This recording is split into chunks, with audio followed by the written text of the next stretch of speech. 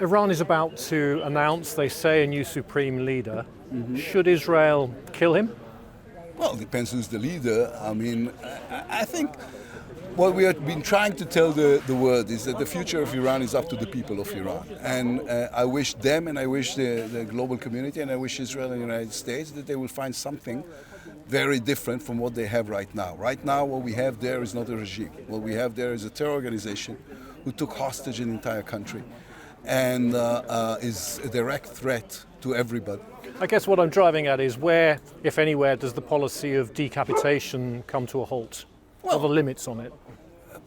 The example I usually use is if the United States or the civilized world had an opportunity to kill bin Laden before 9/11, would they do it? And the answer, of course, is yes. And so this is not a policy. This is our way of protecting ourselves from death and destruction. Because, this is what this regime is. You speak to the Prime Minister, you're briefed on how things are going. He said in his latest televised address that the moment of truth was arriving in Iran. How should we understand that?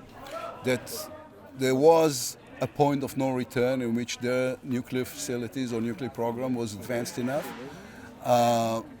Stephen Witkoff was telling how the Iranians told him, unlike what we told everybody, we already had enough material for 11 bombs. 11 bombs.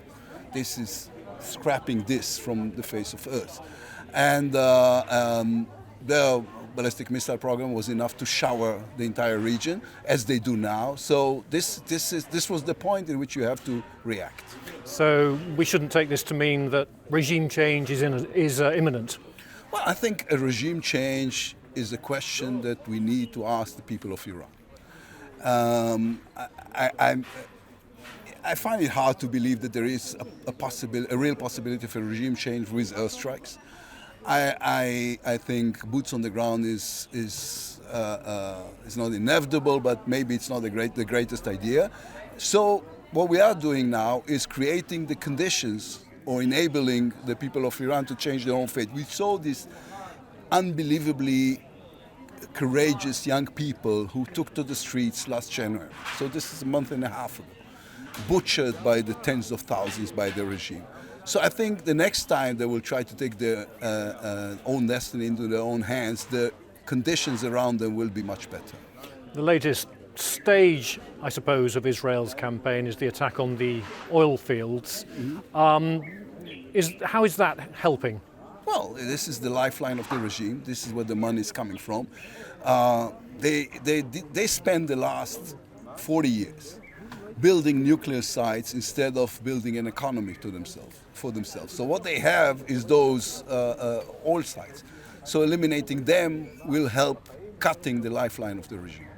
Obviously, it will also affect civilians, and I understand that in a war that sometimes happens. Still, there are a fair amount more civilian casualties in Iran than Israel, and obviously you'll be happy that low numbers in Israel. The question I'd like to ask you is, what do you make of the Israeli government's messaging, the way it's responding to the civilian casualties in Iran, such as at the hospital, but also at other sites? Well, first of all, it seems, the investigation is not over. It seems it has nothing to do with what Israel did with this school. Again, everybody's sorry. This is not what we meant. Look around you. Where are we? This is not a military site, right? So the Iranians are intentionally trying to kill civilians. It happens so that we are fighting in a war in Iran, and in war there are casualties, and sometimes bystanders and the innocent are killed, especially when it's children. It's heartbreaking. Children should not die in grown-ups wars.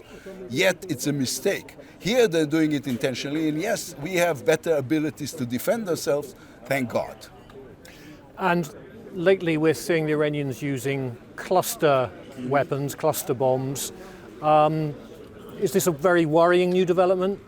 Well, we were prepared for this. Again, this comes to show what is it that they're trying to do. They're trying to hit as many civilians as possible because they think this will break the spirit of the Israeli people. It will not.